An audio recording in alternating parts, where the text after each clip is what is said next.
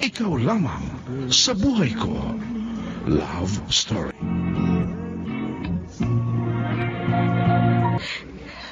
Bakit, inay? Itay, bakit naman iniwan niyo ako agad? Ano na ako ngayon? Mag-isa na lang ako. Hindi niyo na rin makikita ang pagtatapos ko sa college. Nanette, nakikiramay ako. Ako rin, Nanette. Nakikiramay ako. Johnny, Joy, ang sakit. Sabay ba silang umalis ni inay? Ano ba nangyari? Bakit sila na-aksidente? Sabi nila, bibili lang sila ng isusuot na damit para sa birthday ko. Tapos nalaman ko na lang na nahagip ng truck ang sinasakyan nila nang tumawag sa akin yung polis. Kawawa naman sila. Kung alam ko lang na mangyayari to, hindi ko na sana sila pinayagang umalis. Lakasan mo sana ang loob mo. Alam na ba ito ng iba ninyong kamag-anak? Si Tito Fred lang naman ang kamag-anak namin eh. Yung pinsang buo ni Itay, tinawagan ko na siya.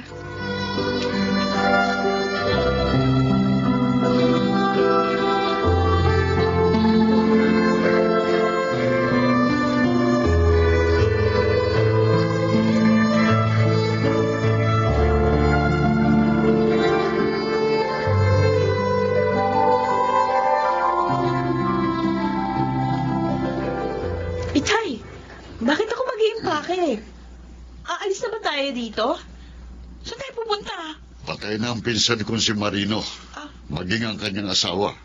Si Tio Marino? Bakit anong kinamatay nila?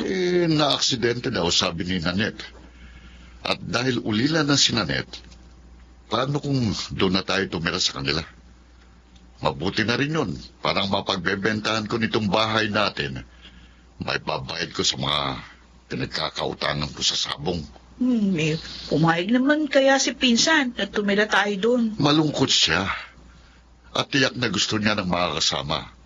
Kaya tiyak na papayag yun. Isa pa, mabait ang pinsan mong yun. Kasi naman kayo, Itay. Bakit nagsusugal pa kayo? Ano? Yan tuloy. Nabaon kayo sa utang. Tumigil ka nga dyan. Kaya ganda-ganda ng usapang pinapapangit mo. Mag-alis ka na ng mga gamit.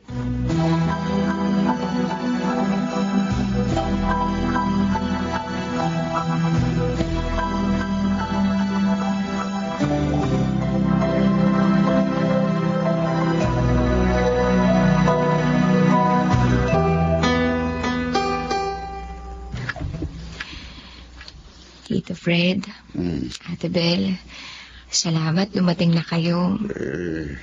Nagmadali nga ako eh. Matapos tayong mag-usap. Pinsan, nakikiramay kami. Mag-isa na ako ngayon, Pinsan. Hindi ka nag-iisa, pamangkin. Narito pa kami ng pinsan mo. Oo nga. Handa kami samahan ka dito. Kung okay lang sa'yo, para may kasama ka. Totoo, ate? Tito Fred? Oo. Naalala ko kasing madalas sabihin sa akin noon ni Marino na huwag kitang pababayaan at nangako ako sa kanya. Kaya naman gusto kong tuparin yun. Salamat po, Tito. Ate Belle, maraming salamat.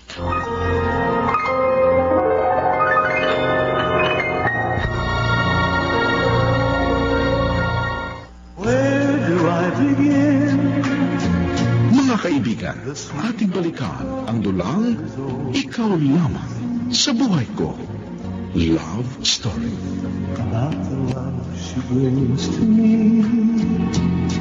Ngayong nailibing ng mga magulang mo, anong plano mo, Nanette?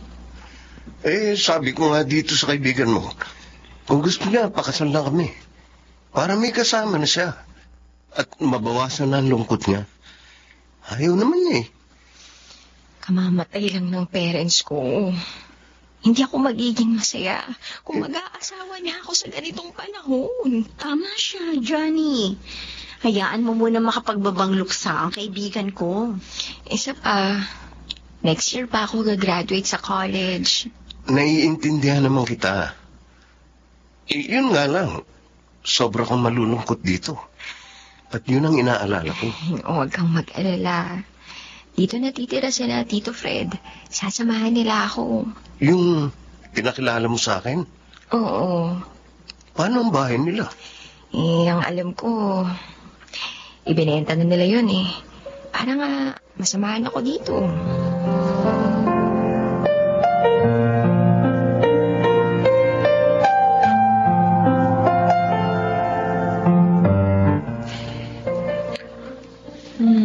Pinsan, nalulungkot ka na naman.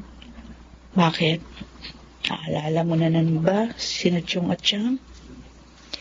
Hindi ko na sila makakalimutan, Ate Bel.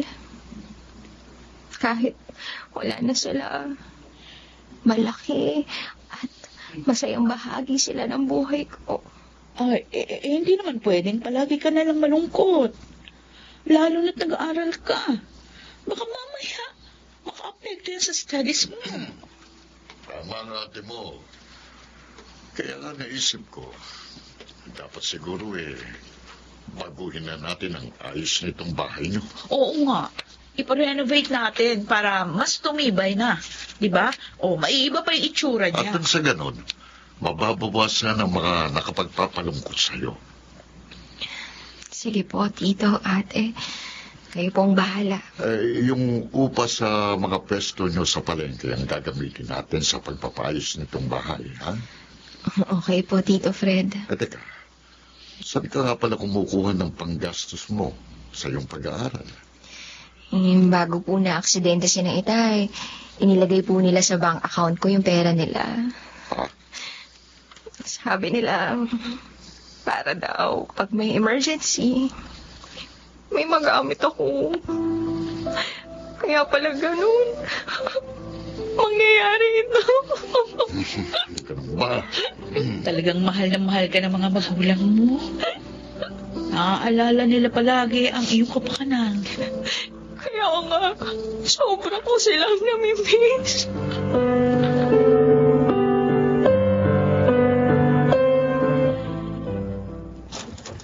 Magandang hapon. Nariyan ba si Bel? Si ate? Oo, nandito siya. Sino ka? Ako si Cesar. Kaibigan niya. Sino dumating? Uy, Cesar! Tinutuo mo yung sinabi mo sa akin na pupuntahan mo ako dito, ha? Siyempre naman, magkaibigan tayo. Ay, siya nga pala. Ang pinsan ko, si Nanette. Nanette, si Cesar, friend ko. Hi, Nanette. Hello, Cesar. Patuloyin mo na siya, ate. Kukuha ko lang kayo ng merienda. Sige. Salamat, pinsan, ha? Bel, ang ganda niya. Ano? Kahit mo siya?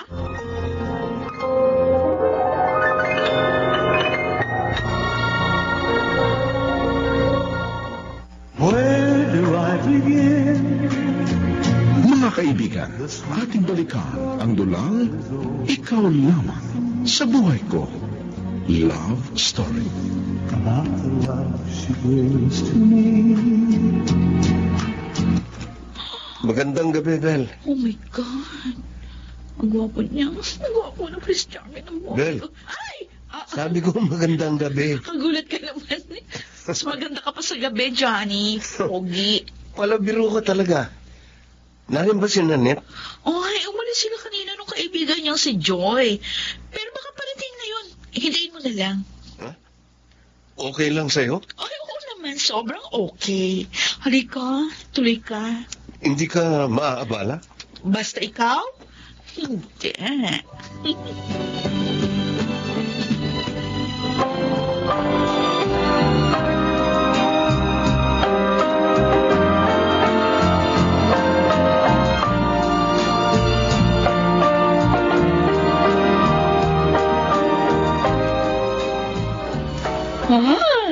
Ang ganda naman ng kwarto niyo, Itay. Bago pa yung mga gamit dito, ha? Bakit? Pinaganda ko rin naman ang kwarto mo, ah. At binilhan ko rin ang magandang mga gamit. Pero Oh. tingin ko, mas mahal yung mga gamit niyo. Aba, siyempre. Ako nagpagawa ng bahay, eh. Uy, mabuti hindi kayo sinuway ni Pinsan dyan sa mga binili niyo. Hindi niya napansin na hindi niyo siya binili ng bagong gamit. Hindi na niya pinansin yun. May tiwala siya sa akin, eh. Tay, siguro naman meron pa kayong natirang pera galing sa pagpapagawa nitong bahay. O ano naman kung meron. Beke naman. Ayusin mo nga yung salita mo. Bikini man. Ano ba gusto mong sabihin? Baka naman pwede niyo akong bigyan ng konti para naman makabili ako ng bagong damit. Hindi. May paggagamitan ako nito. Ay, tuturo ko sa inyo kung saan yung malaking sabungan na nakita what? ko dito. Oo. Pero, money down. Bigyan niyo muna ako pera. Teka, may sabungan kang nakita?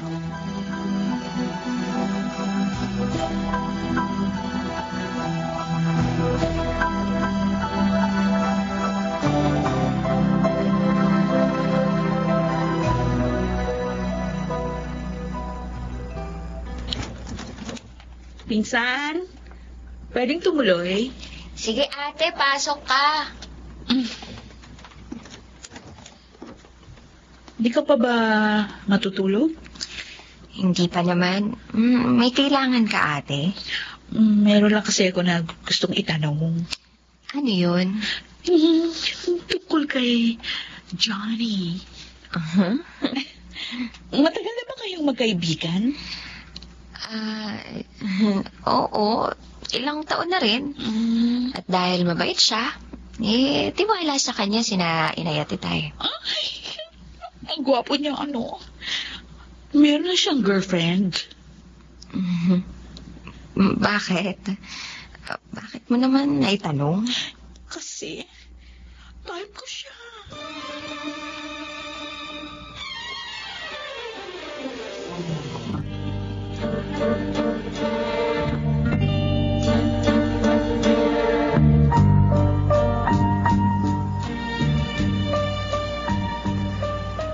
Bakit ba dito ka nagyaya sa park? Dati-rati naman sa inyo tayo nag-uusap. May nalaman kasi akong problema natin. Tayo? May problema? Ano yun? Hindi kundi sino. Okay. Sino? Si Ate Bel. Sabi niya sa akin kagabi, type ka raw niya. Gusto ka niya, Johnny. Ano? Sinabi mo bang girlfriend kita? Ano? Ba't hindi ka makasagot? Huwag mong sabihin hindi. Hindi nga Nanit naman. Nabigla kasi ako sa sinabi niya, kaya hindi ko na nasabi. Magkakaproblema nga tayo. Paano kung magpalakad siya sa'yo? O kaya kung umasa siya na magugustuhan ko? Johnny. Nanit, huwag mo sabihin, ipamimigay mo ako sa pinsan mo.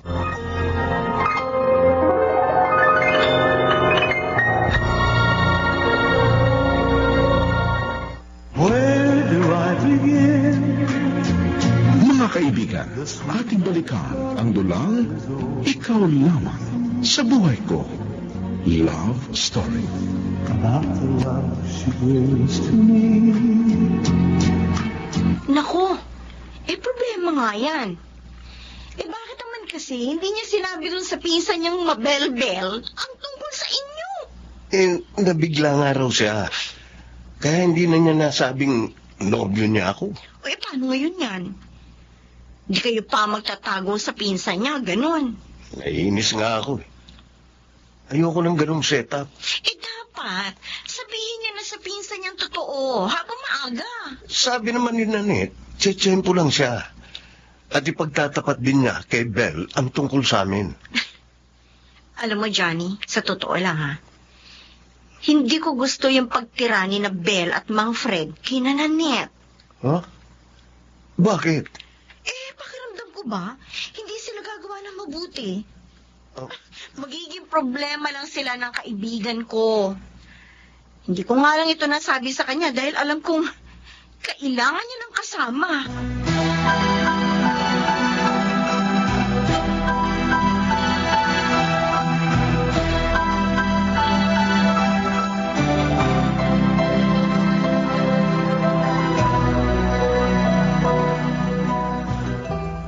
Nanette, bakit ganun? Bakit ganun, ate? Bakit hindi na nagpupunta dito si Johnny? Kasi ilang araw ko nang napapansin yun. Baka naman, busy lang. Nagtatrabaho na kasi siya eh. At kahit noon, pag busy siya, talagang hindi siya nakakapasyal para makipagkwentuhan sa akin. Bakit nung lamay ni Chong at Chang, madalas siya dito? Siguro dahil patay na nga sina Itay at Inay. Close din kasi siya sa kanila. Uy, tawagan mo naman. Sabihin mo pumasyal dito. Imbitahan mo mag-dinner. Ano? Sige na, cuz. Please.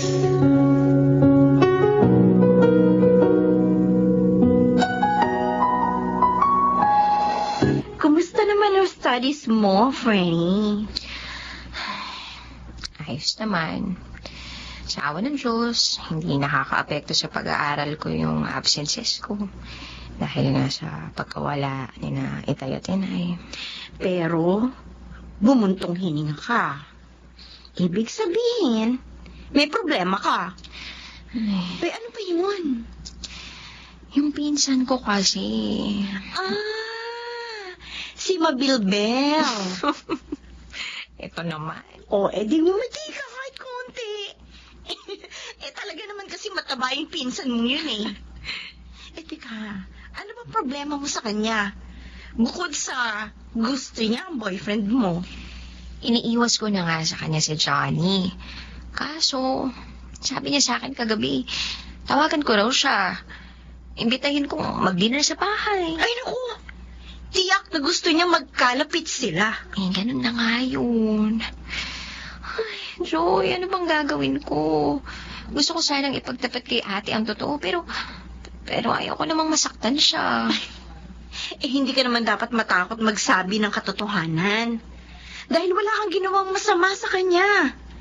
At isa pa, sila ang nakitira sa inyo. Sila ang may utang na loob sa'yo. Joy naman, ayoko namang isumbat yun. Hindi ko naman sinasabing isumbat mo. Pinakikita ko lang sa'yo kung bakit hindi ka dapat matakot na magtapat. Ay, basta, naguguluhan talaga ako. Ano gagawin mo? Papupuntahin mo ba ang boyfriend mo doon?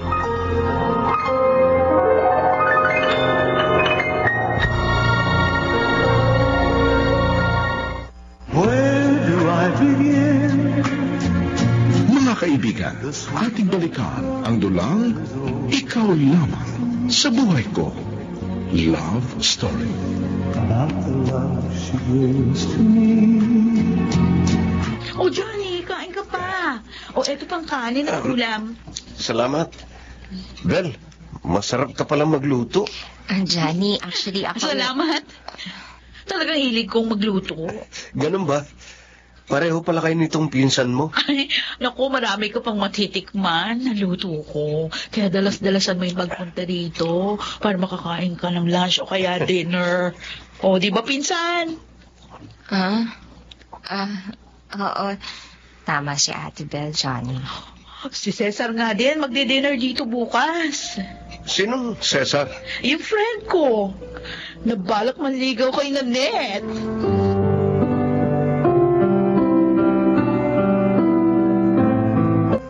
Mabuti naman nakipagkita ka sa akin dito sa park.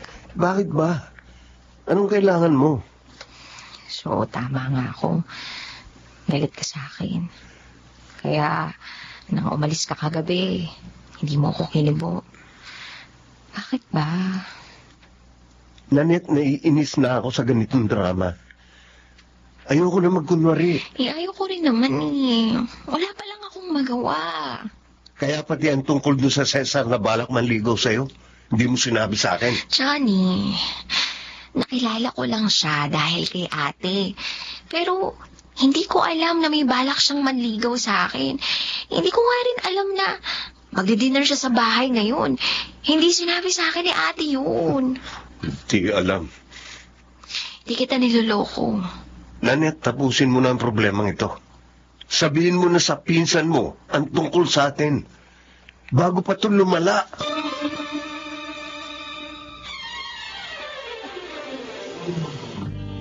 Ay,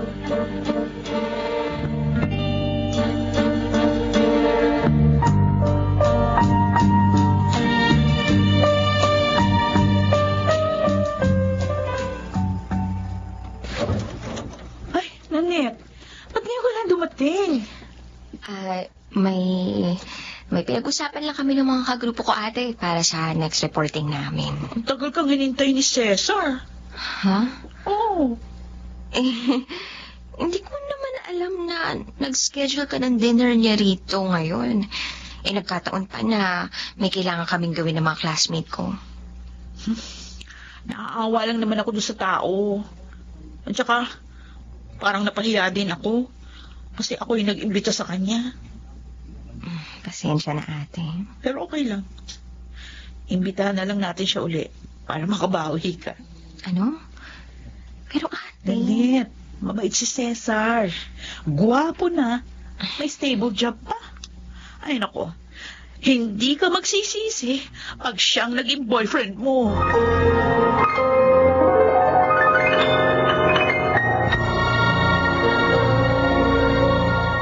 Where do I begin?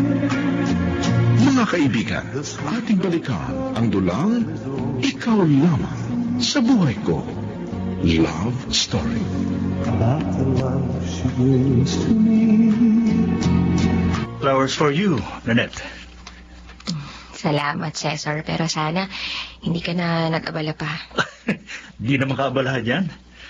Gusto ko talagang bigyan ka ng mga bulaklak. 3 red roses. Cesar? Right. Tama. Naniligaw ako sa'yo.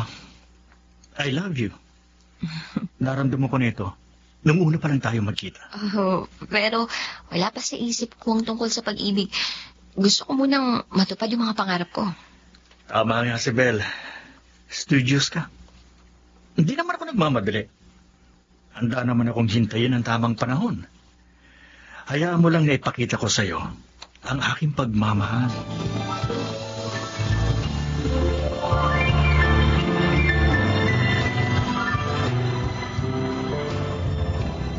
Totoo, anak. Nagtapat na ng pag-ibig si Cesar kay Nanette. Opo, itay. Kaya nga todo yung paglakad ko kay Cesar. Tama yung ginagawa mo. Kapag nagkatuluyan sila, tiyak na hindi na kukunin ni Nanette sa akin ang mga paupahan nila sa palengke. Nahawa ko ngayon. Dahil may kabuhayan din si Cesar. Magiging solo ko na talaga yon. At saka mahihiya din si Cesar sa inyo. Ay, kaya nga. Tulungan natin siya sa iyong pinsan. Ha? Ibig sabihin, tutulong din kayo? Oo. Ano Ay, naman? matutuwa si Cesar kapag nalaman niya yan. Baka bigyan niya pa kayo ng imported wine. Oo. At yung pansabong. Ayan. Sabihin mo agad sa kanya yan, anak. Para gawin na niya. Ay, teka muna. Ano? Bigyan niyo muna ako ng pambili ng make-up. Tsaka pabango. Para naman maganda ako. Pag dumalo ulit dito si Johnny.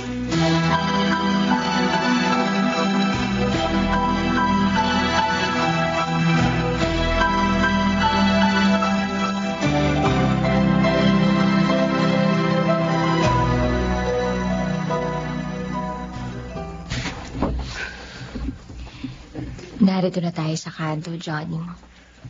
Sige na. Iwan mo na ako. Ito ang hirap eh. Nobyo mo ako pero hindi ako makapasok sa inyo. Iniiwasan lang naman natin si Ate Belle. Pero pag si Cesar, malayo nakakatuloy sa inyo. Hindi naman ako yung nag-iimbita sa kanya. Tsaka, hindi ko siya gusto. Sabihin mo nga ang totoo. Nanliligaw na ba siya? Noong makalawa, dinalhan niya ako ng 3 red roses. Nagtapat na rin siya. Ito mo na. Siya malayang nakapanliligaw sa'yo. Kahit may boyfriend ka na. Pasensya ka na. Alam mo naman, diba, nalabag sa loob ko yung mga nangyayaring to. Mabuti pa, sumama ka na lang sa akin. Magtana na tayo. Ano? Hindi yun ang solusyon sa problema, Johnny. Natatakot lang ako na baka maagaw ka niya sa akin. Ayoko mangyari yun.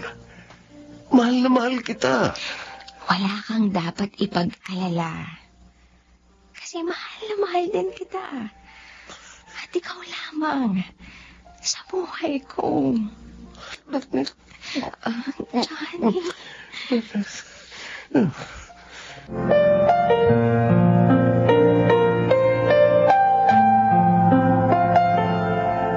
Doon ka na nga mag-ayos ng gamit sa kwarto mo. Ayoko nakikita ka dito sa sala. Ate, galit ka ba sa akin? Hindi. Natutuwa nga ako sa iyo eh. Napakakupad mo kumilos. Ay, paano? Sa halip na umuwi ka ng maaga para mag-ayos, kung saan ka pa nagpunta, nakapaglandian ka pa. Ate, ba't ka naman nagsasalita ng Ay, ganyan? totoo naman eh. Akala mo siguro, hindi ko kayo nakita? Ano? Nakita ko kayo ni Johnny. Habang nag-ahalikon kanina. Malandi ka, ahas! Akala ko ba magkakatiwala ka? Kaya ako sinabi siyang feelings ko kay Johnny. Yung pala, tatraidorin mo ako. Nagkakamali ka, ate. Boyfriend ko na si Johnny bago pa kayo dumating dito. Ano? Hindi ko lang nasabi sa'yo. Kasi ayoko sanang masaktan ka. Lalo na't alam kong type mo siya. Hindi ako naniniwala sa'yo. Nagdadahilan ka lang para matakpan niya katraidoran mo. Walang niya ako!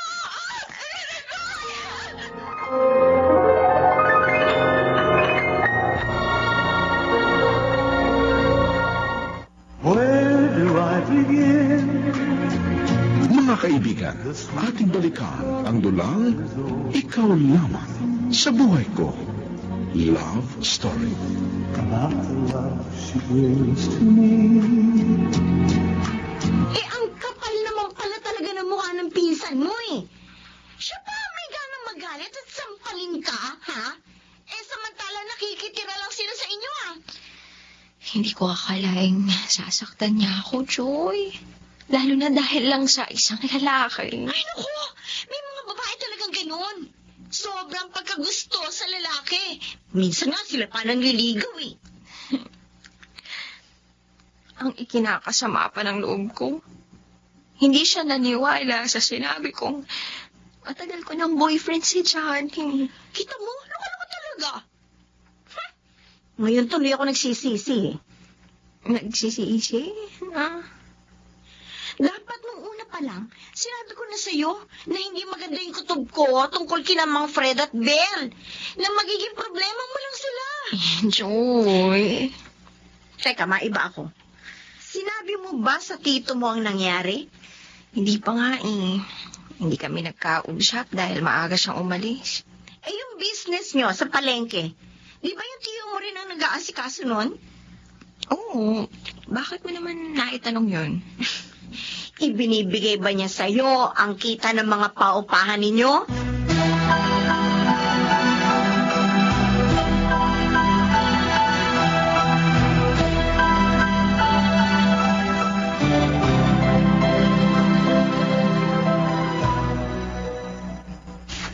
Yan po nangyari, Tay.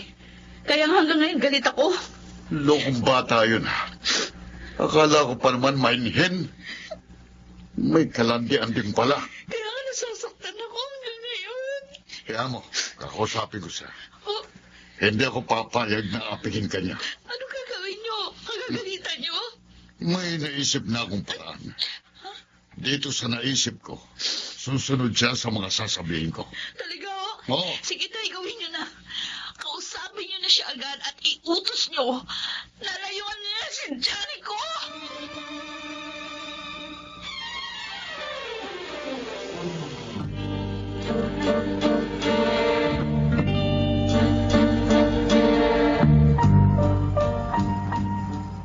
Kasalanan mo kaya nagalit ang anak ko.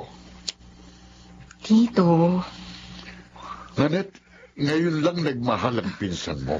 Pagkatapos, tatraidorin mo lang. Hindi ko naman po sadyang ililihim sa kanya lahat.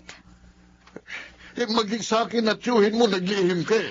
Bahala ko nga po sanang sabihin sa inyong dalawa. Kaso, Nangyari naman po ito. Hindi pa rin tamang ginawa mo. Isa pa, hindi si Johnny gusto ko para sa'yo, kundi si Cesar. Tito Fred. Nanette, binilin ka sa akin ng mga magulang mo, ha? Lalo na yung ama mo na pinsang buo ko. Kaya ako nagmamalasakit sa'yo ng ganito. Tito. Si Cesar ang karapat-dapat sa'yo. Hindi ka luluha sa kanya. Maniwala ka.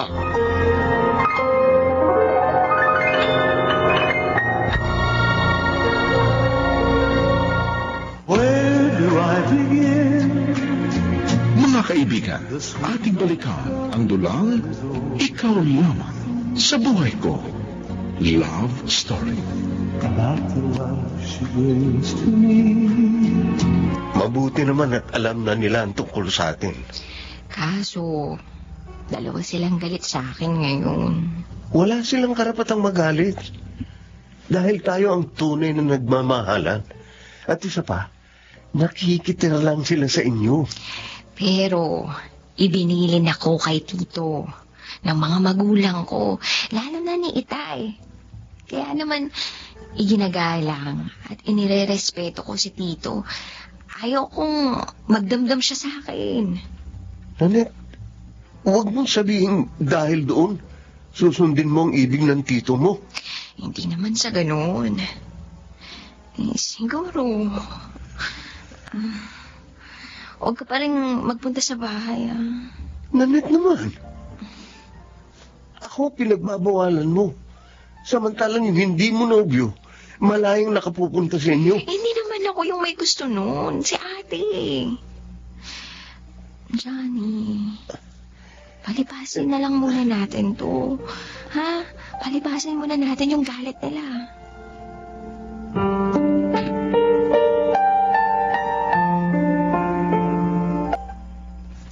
Nanette, para sa'yo. Uy, may gift. Buksan mo. Nagmalaman mo kung anong laman. Sige. Ikaw. Alam kong bagay sa'yo yan. Kaya binili ko. Ano, nagustuhan mo? Maganda. Maganda, Cesar. Kaya lang, hindi mo na ako dapat binibigyan pa ng kung ano-ano. Lalo na ng ganitong mamahaling alahas. Mahal kita. Kaya ako ginagawa ito. Pero may boyfriend na ako. Si Johnny.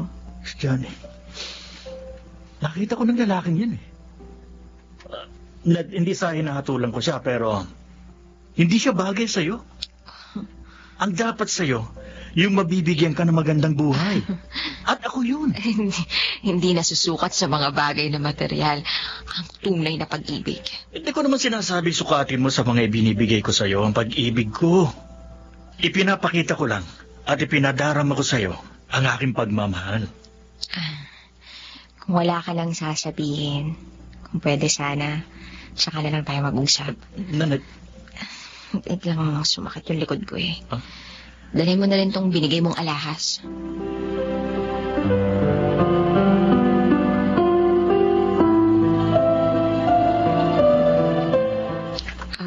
Ano pong pag-uusapan natin, Tito Fred?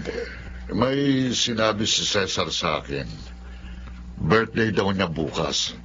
At iniimbitahan niya tayong lahat sa kanyang bahay. Po? Anong sinabi niyo? Eh di, umuuna ako.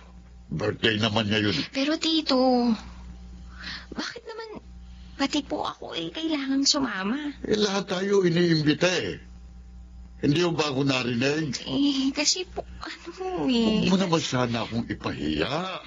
Pumayag ka na. Lahat naman tayo pupunta eh. Kaya walang mangyayaring masama sa'yo. Siya nga pala. Sinabihan ko ng ate mo na kalimutan ang pinagawayan nyo. Hindi kayo dapat nagtatalo dahil lang sa isang lalaki.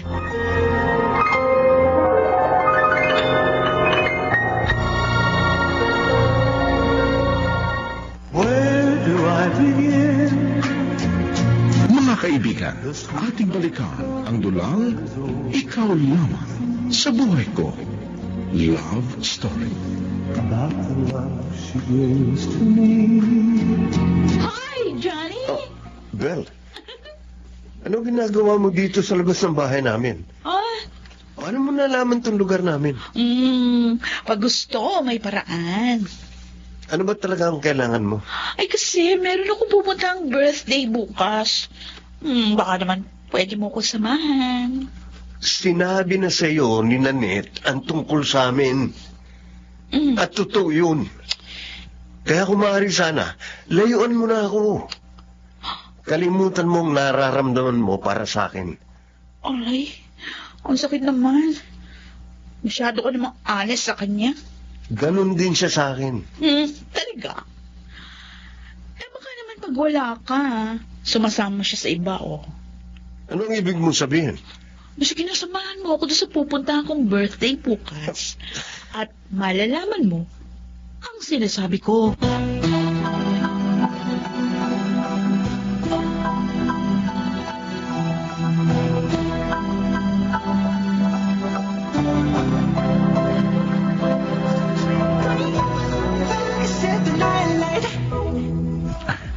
Masaya ako at nakasama kita ngayon na birthday ko, Nanette. Kung alam ko lang na masama ang pakiramdam ni Tito Fred at hindi makakarating dito, hindi na sana ako tumuloy dito. Kinululungkot mo naman ang birthday ko.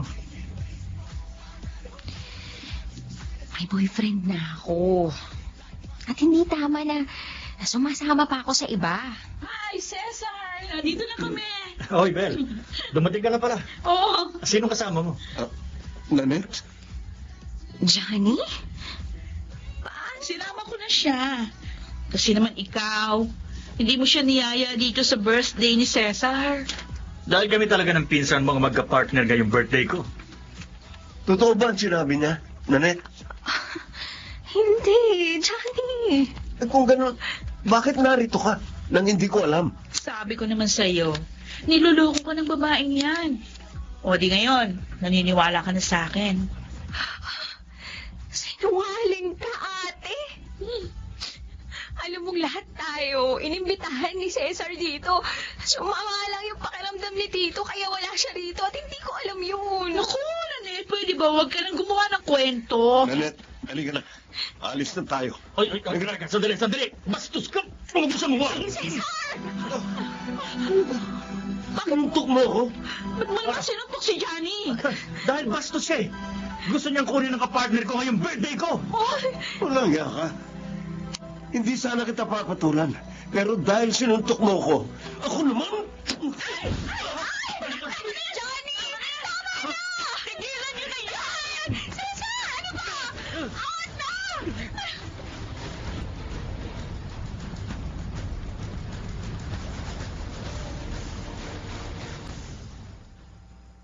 Nakakahiyang Johnny na yun. Nanggulo pa siya sa birthday ni Cesar. Tito, si Cesar po ang unang nanuntok. Sinuntok niya si Johnny. Kahit na, hindi pa rin siya dapat pumatol. Wala siya sa kanyang teritoryo. At isa pa, birthday ni Cesar. Nakakaya tuloy doon sa tao. Ito naman. Parang kinakampihan niyo pa po si Cesar. Kung hindi naman po nagsabi ng mali si ate kay Johnny, hindi maiinis yung tao. Huwag mong sisihin ang pinsan mo sa kasalanan ng walang modo mong nobyo. Ay, mula ngayon, ayoko nang makikipagkita at makikipag-usap pa sa lalaking yon. Ayoko na!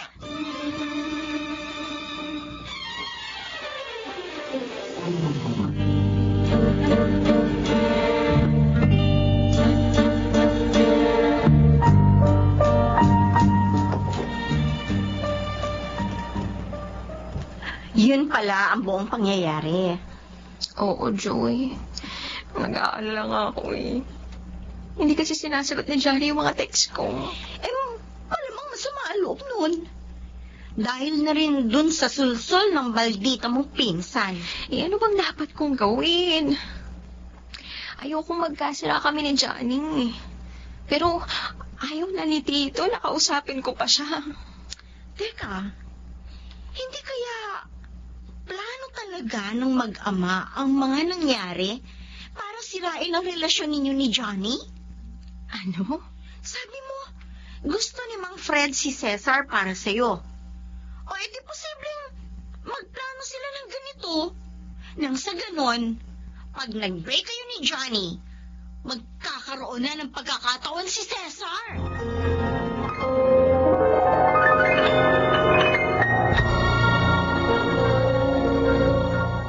Where do I begin? Mga kaibigan, ating balikan ang dulang Ikaw Lamang sa Buhay Ko. Love Story. About the love she brings to me. O buti naman, Cesar, okay ka na. Oo. Magaling na mga pasa ko. Pero isang ngipin naman na nalagi sa akin. Sakit pa nga eh.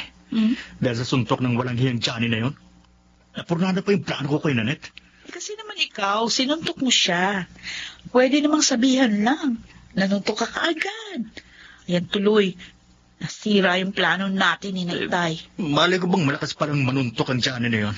Parang buksingero. Hindi ko nga rin alam na ganun pala siya kagaling sumuntok.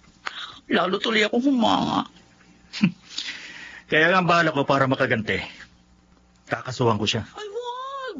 Ano? Huwag naman. Mahal ko yun, ano? Hindi ko matitiis na makasuhan siya. Eh, paano pala ako? Hahayaan ko na lang ng ganon? Bel, napahiya ako sa sarili kong teritoryo. Birthday ko pa. Kasalanan nito ni Nanette. Malandi kasi. Huwag mo sisisihin. Alam natin talagang wala siyang kasalanan. Ang pag-isipan nyo, kung paano mapapasa akin si Nanette. Malaki ng perang na ibibigay ko kay Mang Fred.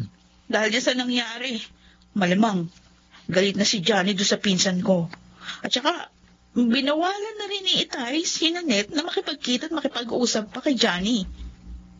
So, wala ka na problema. Sira na ang kanilang relasyon. Gusto ko makasiguro. Ayoko mabigo, Bel. Ngayon na ako nagmahal ng ganito. Pareho lang naman tayong ayaw mabigo. Dahil ngayon lang din ako nagmahal ng ganito.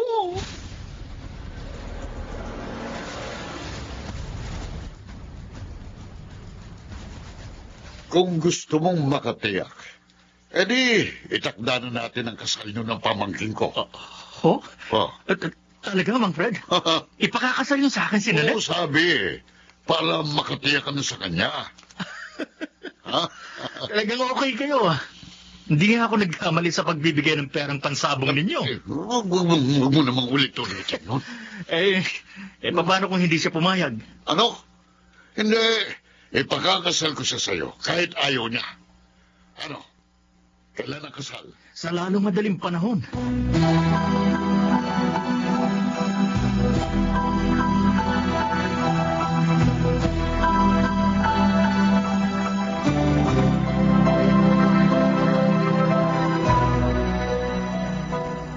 Ano po? Itinakda na ninyo ang kasal namin ni Cesar? Oo, Nanette. Tito Fred naman. Ginawa niyo yun nang hindi man lang hinihingi ang paintulot ko. Nanette, ilang ulit ko ba namang sasabihin sa'yo? Kapakanan mo lang ang iniisip ko. Kaya ako yung ginawa. May boyfriend na po ako. Alam niyo po yan. At hindi ko mahal si Cesar. Kaya ang pag-ibig, alam mo, natututuhan yan. Lalo na kung mabait naman ang mapapakasawa mo katulad ni Cesar. Oh. Bakit niyo ba kasi ginagawa sa akin to, Tito? Bakit niyo sinasaktan yung damdamin ko? Natupad ko lang ang pangako ko sa iyong ama, si Marino, na hindi ko pababayaang mapahama ka. Kaya sana naman matuto kang sumunod. Kalimutan mo na si Johnny.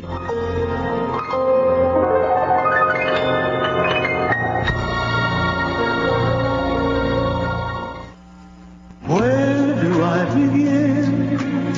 Mga kaibigan, ating balikan ang dulang Ikaw Lamang sa Buhay Ko. Love Story. About the love she brings to me. Ano?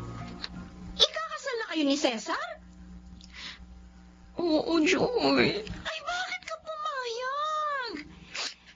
Hindi ba si Johnny ang mahal mo? Oo. At hindi ako pumayag. Sina Tito Fred at Cesar ang nagplano ng lahat. Talagang hinawakan ka na sa liig ng tiyo mo? Sinamantala na nga ang kita ng negosyo nyo. Pati kabaitan mo, sinamantala rin. Anong gagawin ko, Joy? Hanggang ngayon, hindi sinasagot ni Johnny ang mga text at tawag ko. Hindi na rin ako pinapayagan ni Tito na magpunta sa ibang lugar. Buti na lang pala, wala sila nang papuntahin mo ko dito sa inyo.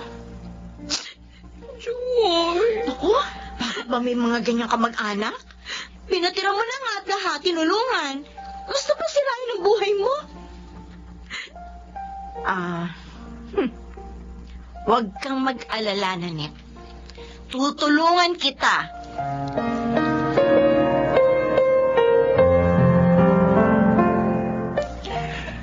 Dala ko na ang wedding ring natin, Nanette. Eto, tingnan mo. Hindi ako interesadong makita. Nanette naman. Mahal at napakaganda nitong singsing. Ito yung susuot mo sa araw ng kasal natin.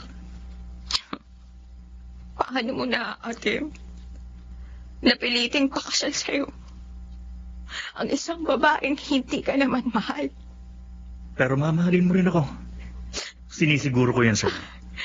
Dahil lahat gagawin ko. Maging maligaya ka lamang sa piling ko. Hanggang mamatay ako, hindi kita mamahalin. Narinig mo? Hindi!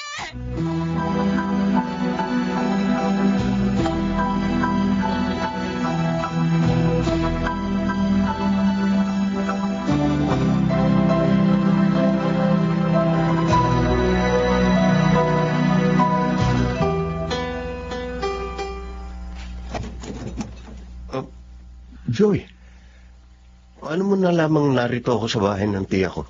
Sinabi sa akin ng kapatid mo. Sinamahan pa nga niya ako dito eh.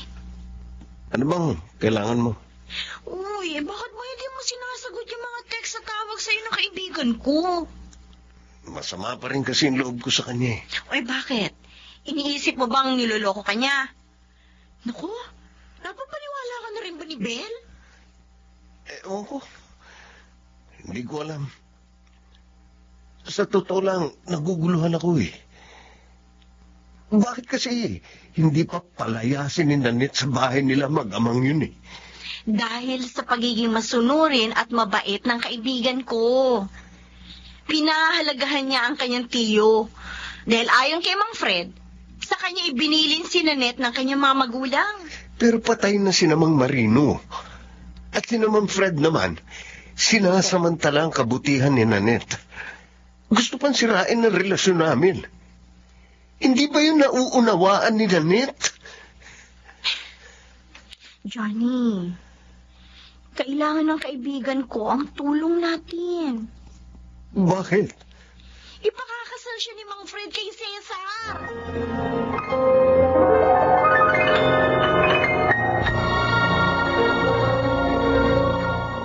Where do I begin? Mga kaibigan, ating balikan ang dulang Ikaw Lamang sa Buhay Ko. Love Story. About the love she brings to me. Johnny, kumusta? Ikaw pala, Belle. Bakit mo ako inaabangan dito sa daan? Sasabihin ko lang sa'yo, pinagpalit ka na ng tuluyan ni Nanette. Ikakasal na sila ni Cesar. So, ibig lang sabihin nun, talagang hindi siya tapat sa'yo. Hindi totoo yan. Malamang pinilit niyo lang siya, kaya pakakasal siya sa iba. Bakit ba ang laki pa rin ang paniniwala mo sa babaeng yun? Johnny, ako ang dapat mong mahalin dahil ako ang tunay na nagmamahal sa'yo. Lumayo ka sa akin! Kahit kailan, hindi kita maaring ibigin. Johnny! Ayoko sa babaeng ipinipilit ang sarili sa lalaki.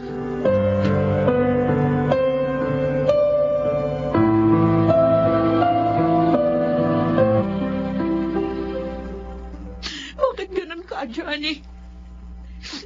Bakit sobra mong sinasaktan ang damdamin ko? Akala mo magkakatuluyan pa kayo ni Nanette? Nagkakamali ko! Belle! Bakit pa nagwawala ka? Ano ba kinagagalit mo? Si Johnny, Tay. Oh, Ayaw pa rin niya ako pansinin.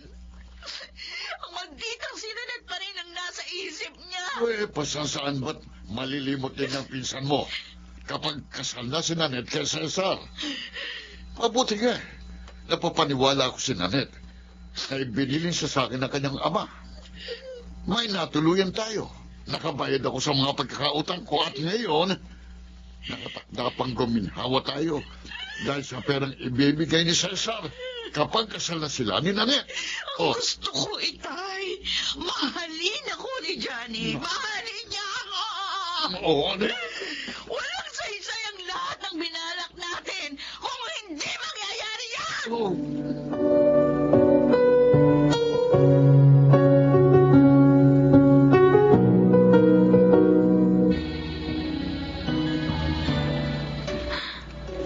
Oh no. Niloko lang pala ako ni Tito Fred. Gawa-gawa lang pala niya ang lahat ng ikinukwento niya sa akin. Hindi pala ako ibinilin sa kanya ni Naitay. Ang tanga ko. Madali niyang nabilog ang ulo ko. Ngayon, nakatakda ng masira ng tuluyan ang buhay ko. Ang cellphone ko. Si Johnny. Siya ang tumatawag.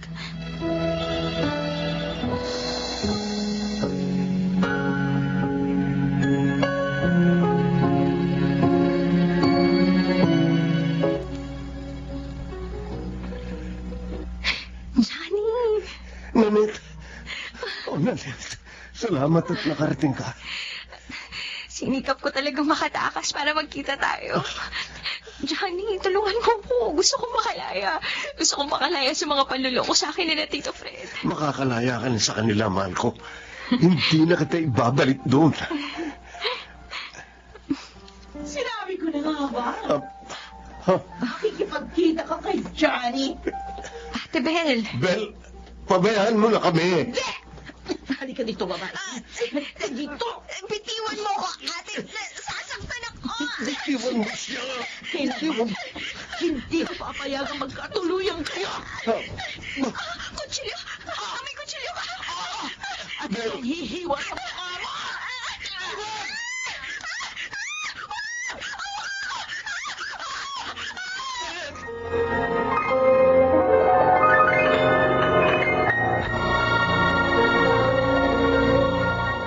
Where do I begin? Mga kaibigan, ating balikan ang dulang Ikaw Lamang sa Buhay Ko. Love Story. About the love she brings to me. Ay! Itay! Mabuti na dito kayo. bakit mo ginawa yun, anak? Bakit mo hiniwang mukha ng pinsan mo? Bakit? Nagdala ako sa galit. Ng selos. Dahil sa ginawa mo, lalong lumaki ang pagkakasala natin sa iyong pinsan. Paano kung hindi ka niya mapatawad? Makukulong ka, anak. Hindi. Ayoko makulong. Kakausapin niyo si Nanette. Ayon sa mga pulis na tinawag ni Johnny, dinala sa ospital si Nanette para gamutin. Anak, hindi ka kasi dapat nagpabigla-bigla.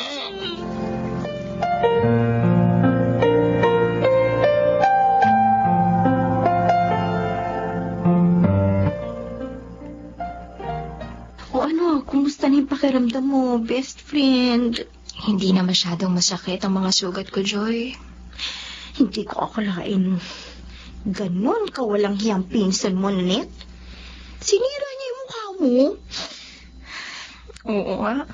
Alam mo, kung wala doon si Johnny, baka napatay ka na ni Belle. Nagsisisi ako sa pagpapatira ko sa kanila, Joy. Sinamantala nila ang kalungkutan at pagiging ulila ko. Nanette. Niloko nila ako para mapasunod nila. Si Johnny nga pala. Nasaan siya?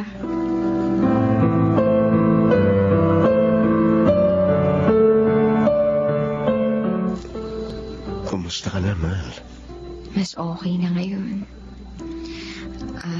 Sabi ni Joy, nasugatan ka sa pag-awat mo kay Ate Bel. Okay lang yun. Sa kamay lang naman eh.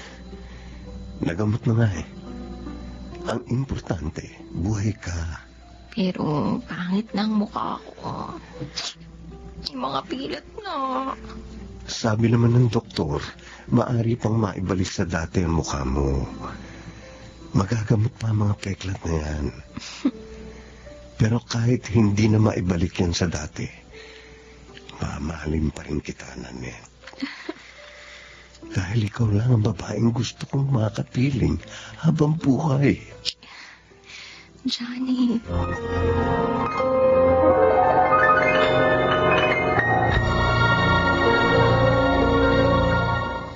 Where do I begin? Mga kaibigan, ating balikan ang dulang Ikaw Lamang sa Buhay Ko. Love Story. About the love she brings to me. Ano kailangan nyo, Mang Fred? Cesar, nabalitaan mo na sigurong nangyari kina Bel at Nanette. Oo. May mga nakapagsabi sa akin.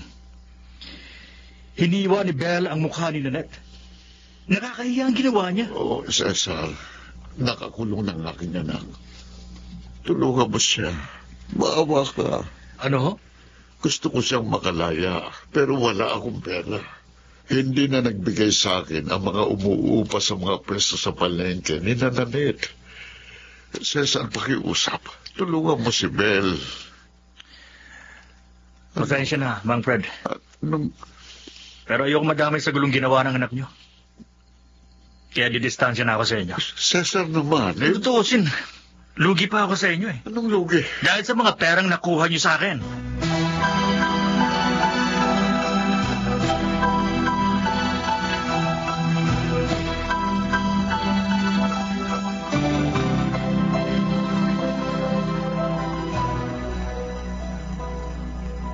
Nanette.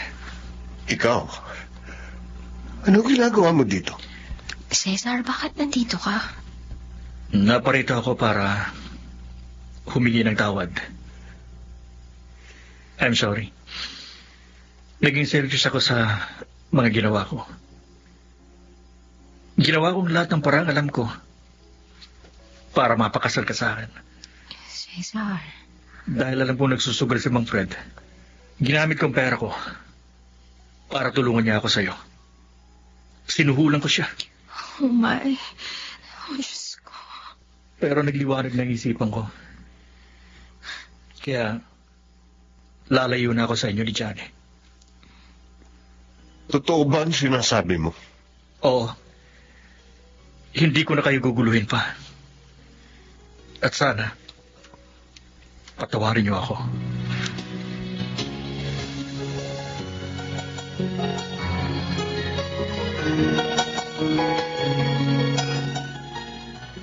Ben! May dalaw ka. Sinong dalaw ko? Nanette. Ako nga. Nanette. Patawarin mo ako. Nadala ako ng sobrang galit at selos. Nagsisisi na ako. Kasi mahal ko si Johnny. Niloko niyo ako ni Tito Fred. Pinagtangkaan mo pa akong patayin. Ano bang kasalanan ko sa inyo? Para gawin niyo to sa akin. Sorry, Nanette. Patawad. Siguro, pwedeng mapatawad din kita. Pero sa ibang panahon. Dahil ngayon, kailangan mong pagdusahan ang ginawa mo sa akin. Wag, maawa ka. Wag.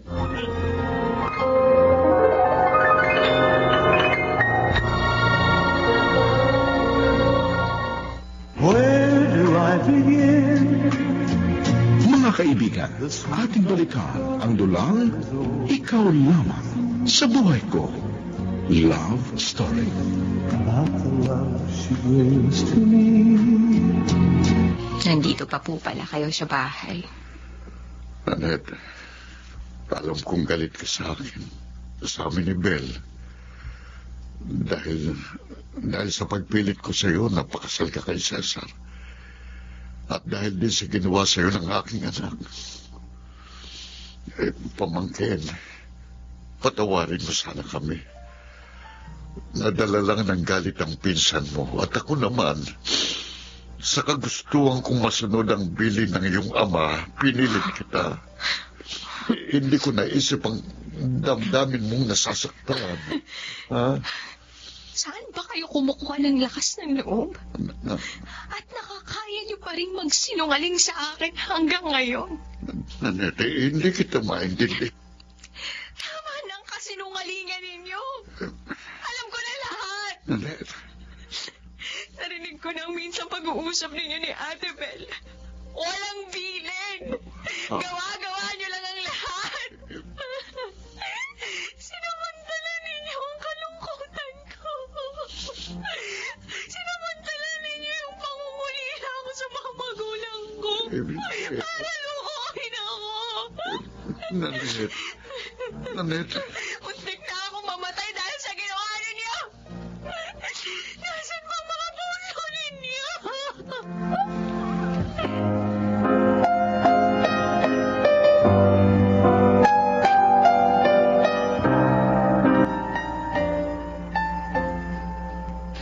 Grabe talagang tito mo. Hanggang sa huling pag-uusap ninyo, nagsinungaling pa rin. Kaya nga eh. Kaya nga, sa halip na patawarin ko siya, nasumbatan ko. O nasaan na siya ngayon? Ayun, kusang umalis. Matapos humingi ng tawad sa akin. Siguro, dahil sa matinding kahihiyan. Anong balak mo ngayon? Mag-isa ka na dito. Hindi mo ba ibebenta ang bahay nito? Balak ko talaga na ipagbili, pero pagkasal na kami ni Johnny. Uy! Ibig mong sabihin, pakakasal na kayo? Oo, pumayag na ako. Sandali lang, Joy, may tumatawag sa cellphone ko. Baka si Johnny, sagutin ko lang. Okay. Hello? Ako nga po. Tito ko po siya. Sino po sila? Police? Bakit po? Ano pong nangyari sa tito ko?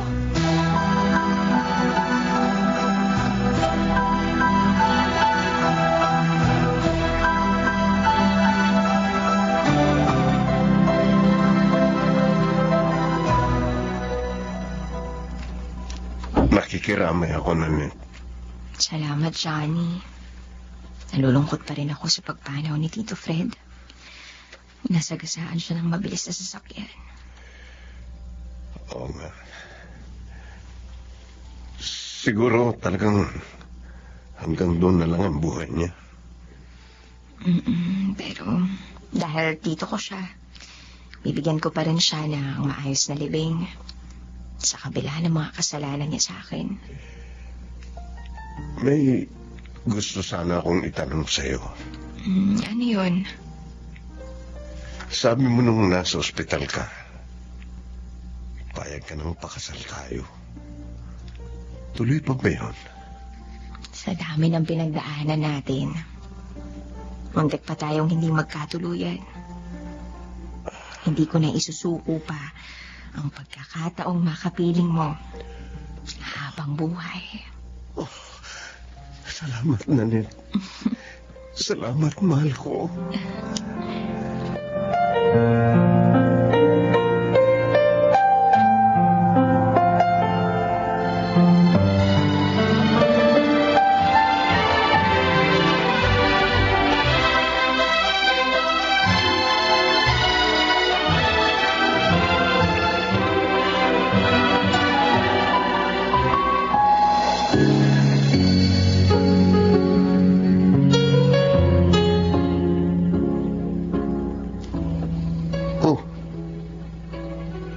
natutulala ang misis ko?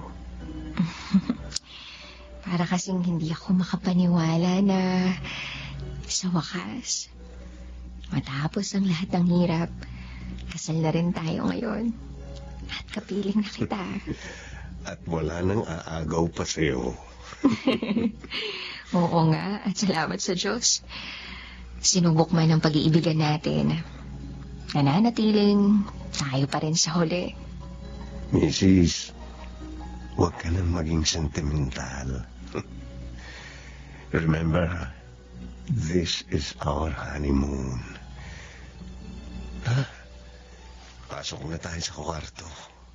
Huh? Hindi. Teka, alam ko na. Bubuhatin na lang kita hanggang sa kama. Ako, baka mahulog ako Hindi, ako bahala. Yan. Oh, ayan. Baka mahulog ako Hindi ka mahuhulog, mahal. Ngayon, ihihiga kita ng dahan-dahan sa ating kama. Yan. Nanette. Johnny, Pinakamamahal kita. ako man. Isinusumpa ko. Ikaw lamang sa buhay ko.